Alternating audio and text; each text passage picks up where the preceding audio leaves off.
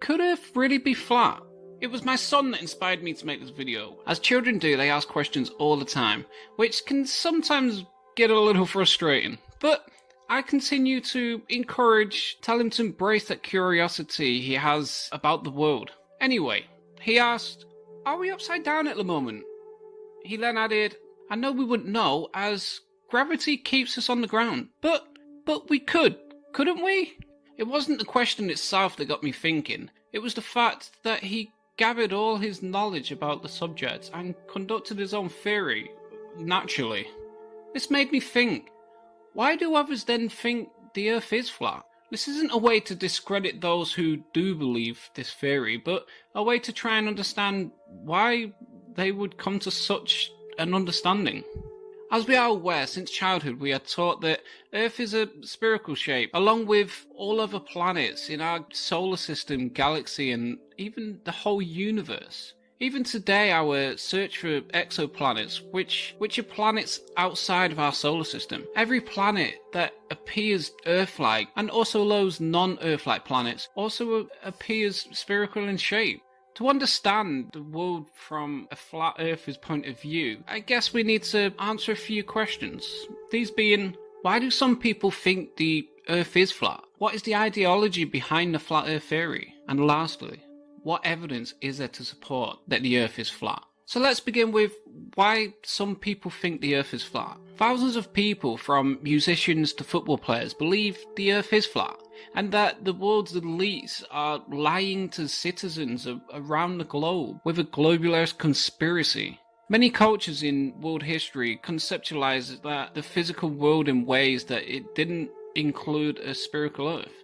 The ancient Chinese believed Earth to be a flat square, and that the heavens were spherical.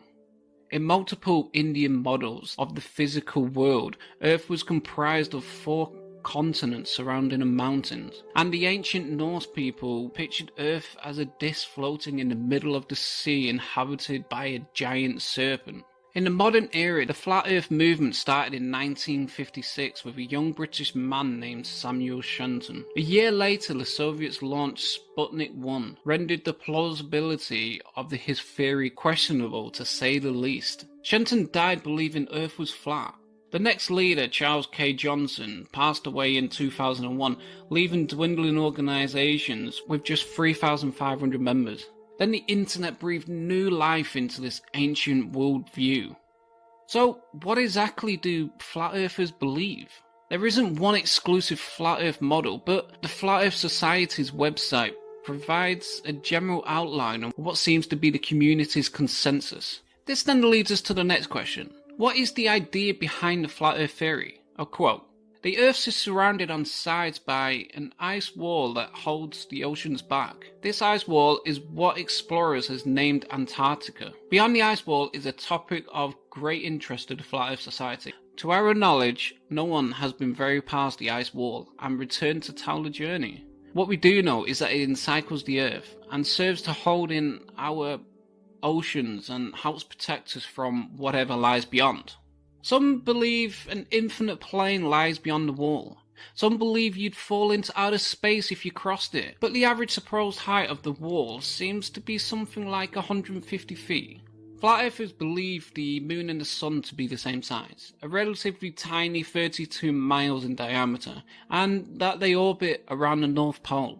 But what about gravity? Well, Flat Earthers believe gravity does not exist. They say our understanding of gravity largely depends on being a spherical object.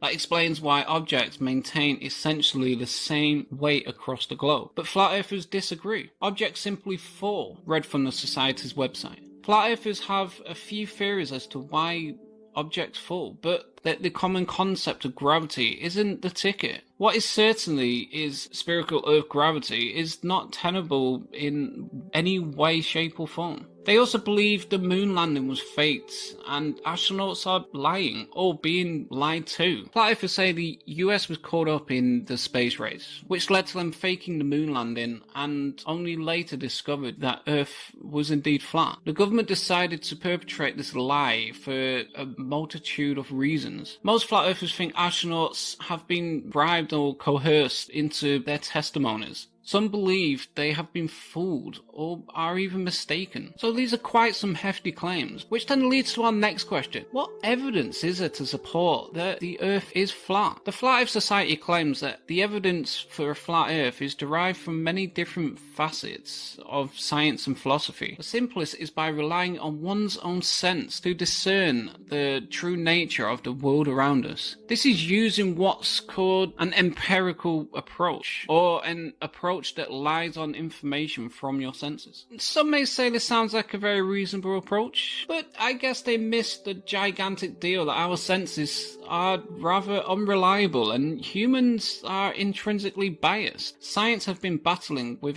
this since its creation. You cannot use empirical methods without realizing its limits. Some flat earthers would say, I can't see any curvature of the Earth. The Earth appears flat because we are tiny and the Earth's just huge. But if you want to see it for yourself that Earth isn't flat, just climb up a hill, head to the top of a skyscraper, or go on a hot air balloon ride. Actually, the latter would be the most effective. You will literally see the horizon expand. Another theory from flat earthers is that they say the bottoms of the clouds are flat. The flat bottom of cumulus clouds is created by changes in the pressure and temperature in the atmosphere. Water vapor can only condense below a certain temperature, and especially on warm days can travel upwards by thousands of meters. As it travels, the air expands due to a larger volume. How does this work on a flat Earth? And the pressure drops. Pressure, volume and temperature are all connected, so there will be a very specific height where the vapor starts condensing and the bottom of the cumulus clouds forms. Another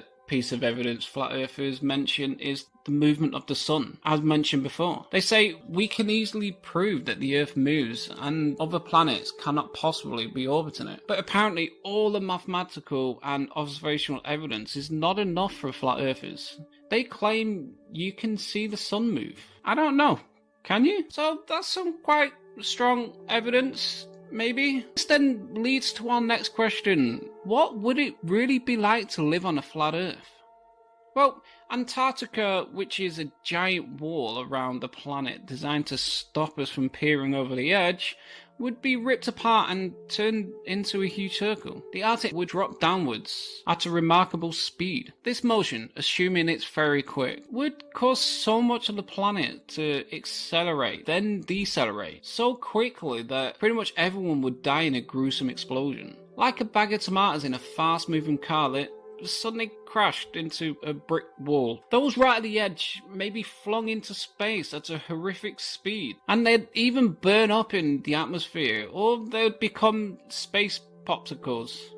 At the same time, all those on the International Space Station would definitely not survive, as they are launched deep into the infinite dark world of space. Yes, it would be messy and pretty awful. However, for argument's sake, let's say we don't all die. At least, not straight away. So let's talk about gravity. Gravity would still apply, as massive objects would certainly have no potent gravitational pull. However, if we're just left with a crust and we have no central mantle, that means we have 1% of the original mass of the planet left. Although the Frisbee's gravitational field strength would be the same across the entire surface, it would be incredibly small. But would it be enough to keep us stuck on the surface? We would no longer have any meaningful gravitational field. So as soon as we jump, we would just drift off into space and probably die. Instantly, our atmosphere, which is continuously being heated up by our incoming solar radiation from the sun, would now lose its gravitational anchor.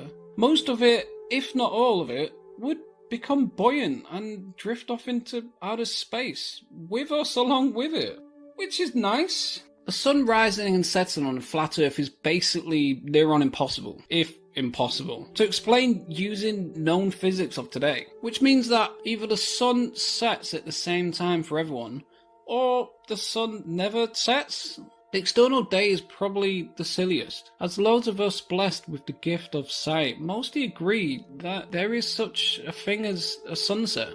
And it's beautiful. And if you're unsure, if you want to find out for yourself that the Earth is round, without launching yourself into space with a homemade rocket, one of the coolest and cheapest ways is to attach a camera onto a high altitude balloon and let it rise until the curvature of the planet is visible to the naked eye. Try it, it's beautiful. Or secondly, you can also observe the constellations from different parts of the world. You'll soon notice that different stars are visible from different vantage points. As Aristotle pointed out in the 4th century BC, this implies that Earth is round. That, or all of the stars in the universe are orbiting around Earth at a fixed speed. If all else fails, take notes from Aristotle and go to the harbour. You'll notice that ships disappear hull first. I'm really keen to know what all your thoughts are. Do you believe the Earth is flat? If so, please let me know in the comments below. Thanks for watching, especially if you've made it to this point. In any way, remember to stay curiously minded. Until next time.